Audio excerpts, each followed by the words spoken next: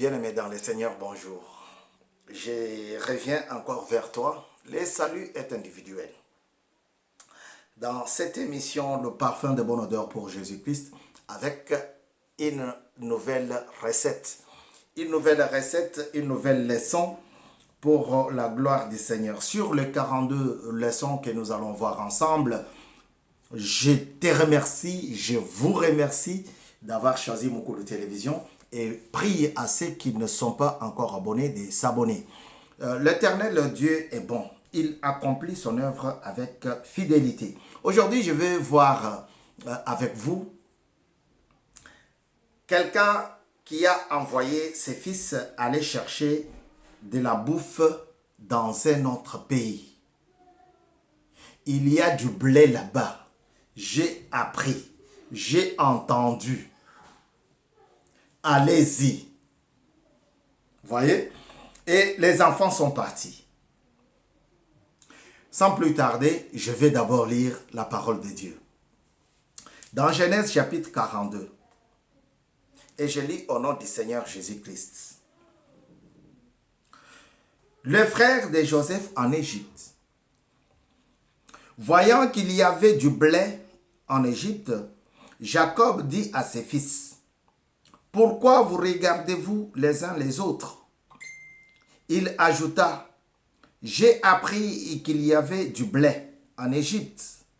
Descendez-y pour nous en acheter afin que nous restions en vie et que nous ne mourions pas. » 10 frères de Jacob descendirent en Égypte pour acheter du blé. Jacob n'envoya pas avec eux Benjamin, le frère de Joseph, car il avait peur qu'il ne lui arrive un malheur. Les fils d'Israël se joignirent à d'autres arrivants pour acheter du blé, car la famine régnait dans le pays. Car la famine régnait dans le pays. Voyez, ça c'est une partie qui m'intéresse vraiment, qui s'accorde à notre thème. Manger bio, mais surtout manger bien. Alléluia.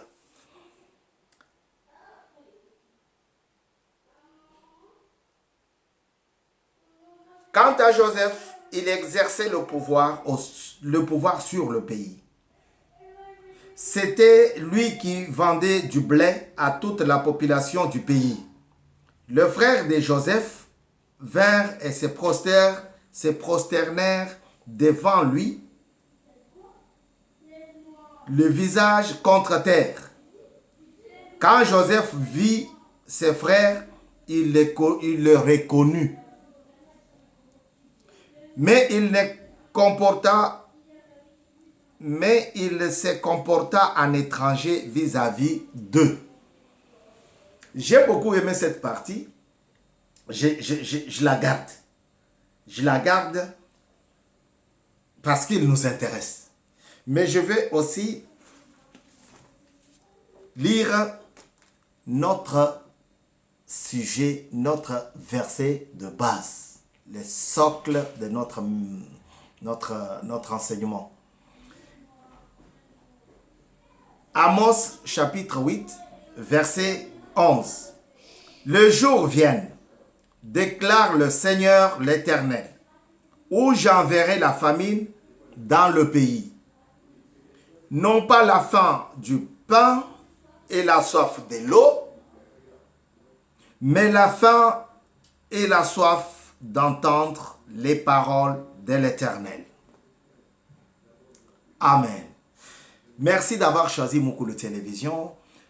Ici, on apprend, on partage et on écoute. 7e leçon pour la gloire de Dieu. 7e. Descendez-y.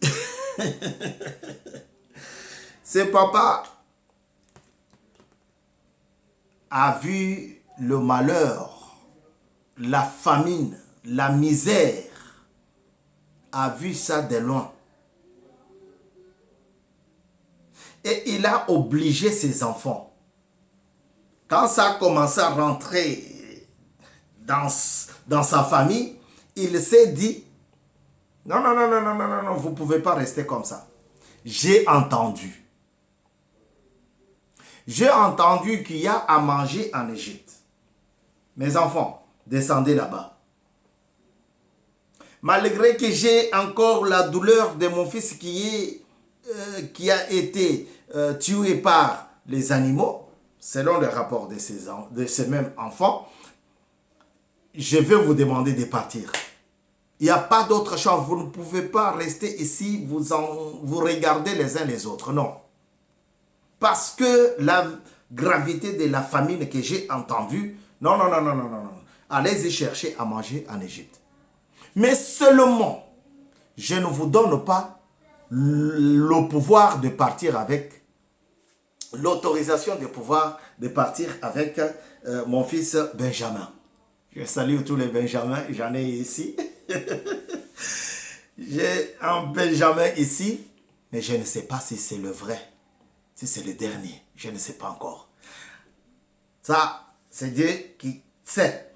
Alors, ce papa a demandé à ses enfants de partir. Pourquoi? Parce qu'il voulait vivre encore, malgré son âge avancé. Il dit, allez-y là-bas pour acheter. Parce que je veux encore vivre. J'ai encore besoin de vivre. La nourriture que Dieu te donne, ce n'est pas une nourriture périssable. Voilà pourquoi Jésus répète cela à la dame qui était avec lui au puits de Jacob. Ah, Dieu est bon. C'est monsieur qui envoie ses enfants aujourd'hui à laisser un puits. C'est sur ce puits-là, pour puiser de l'eau, que Jésus a répété les mêmes propos à une dame samaritaine. Il lui dit, moi j'ai de l'eau, si je te donne ça, tu ne pourras jamais avoir soif. Pourquoi? Parce que c'était la soif de la parole de Dieu. C'est ce qu'il voulait dire à cette dame. Et la dame ne comprenait pas. Elle était émotionnée d'avoir entendu des choses qui sortaient de la bouche d'un prophète, d'un Messie. Alors, elle ne comprenait pas le sens. Elle est partie en courant. Pour elle, c'était un prophète qui parlait. Oui, un prophète. Mais, ce papa n'a pas voulu rester dans l'oisivité. Ah, peut-être que ça va passer. Ah, tu sais, ça a été toujours comme ça. Non. Rappelez-vous le texte de la fois dernière. Une dame a donné son fils pour qu'on puisse manger. Et le lendemain, sa camarade, son ami a dit non, moi je ne peux pas tuer mon fils à cause de ça. Non, mais attends. C'est là qu'il y a eu la bagarre. Ça a créé même la mort de la personne, du conseiller du roi qui avait réfuté les propos d'Élie.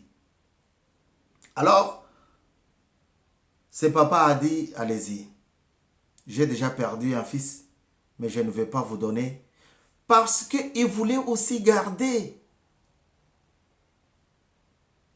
la généalogie de Rachel.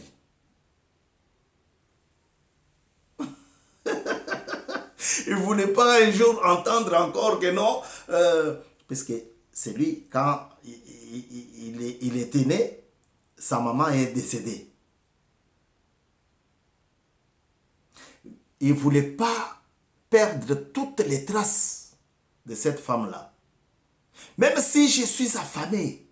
Non, non, non, non, non. Allez-y vous. Lui, il va rester avec moi. au moins, je peux le voir, je peux me souvenir de sa maman. Puisque son grand frère Joseph n'est plus. La maman elle-même n'est plus. Et nous sommes affamés. Non, non, non, non, non, non, non. Je ne vais pas augmenter ma douleur. Allez-y, vous. 10 sont partis.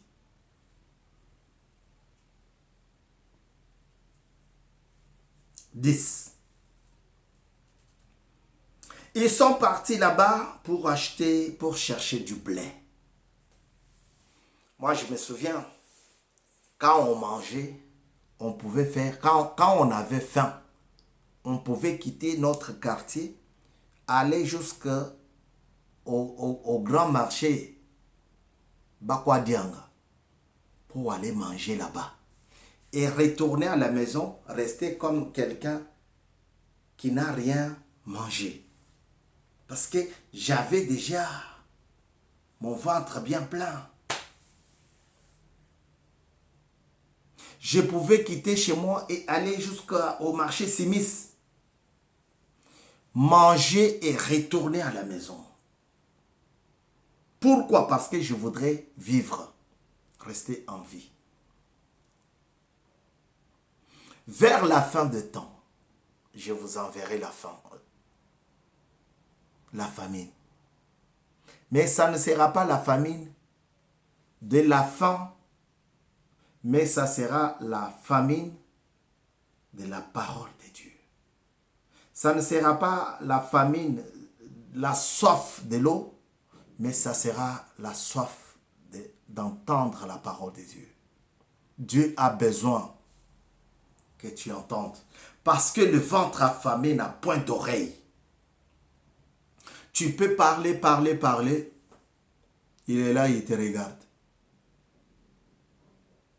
Tu peux parler, parler, expliquer. S'il n'a pas quelque chose dans le ventre, s'il n'est pas rassasié, s'il n'a pas mangé, c'est une peine perdue. Tu prêches dans le désert. Mais s'il sait que maman va préparer, papa a préparé, il va tout entendre. Je ne vous enverrai pas la famine pour aller chercher à manger en Égypte. Non. Je vous enverrai la famine de la parole de Dieu. Voilà pourquoi Christ, Luc 22, il va demander à ses disciples, les jours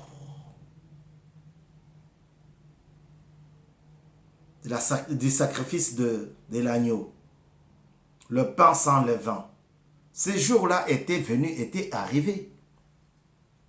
Et Christ va demander à Pierre et Jean d'aller préparer la Pâque aujourd'hui.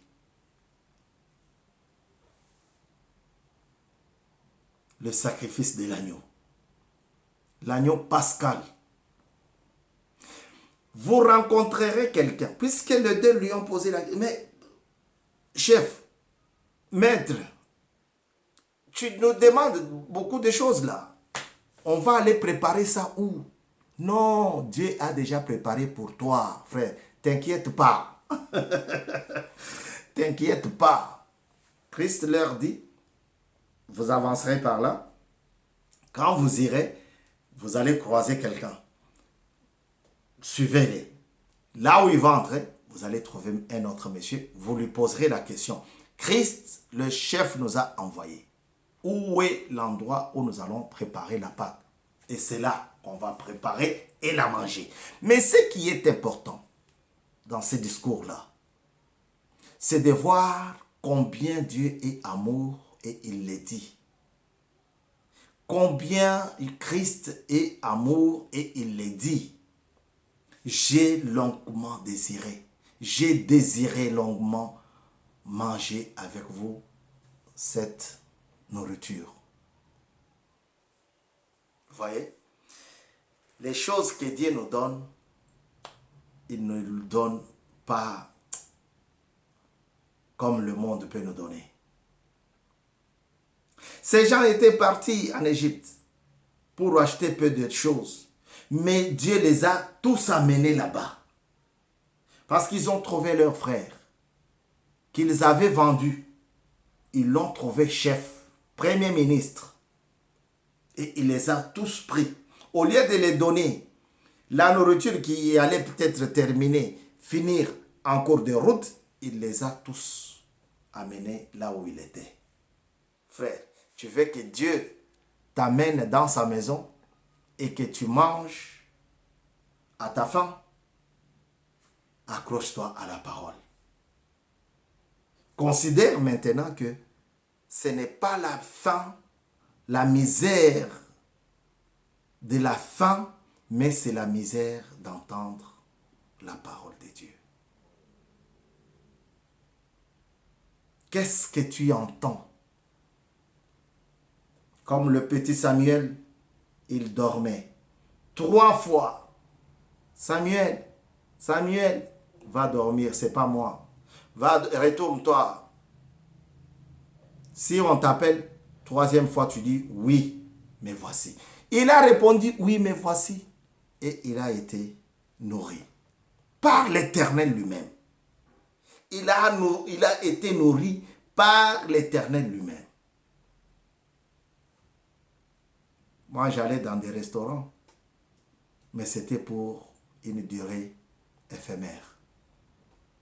Mais la nourriture que Jésus te donne,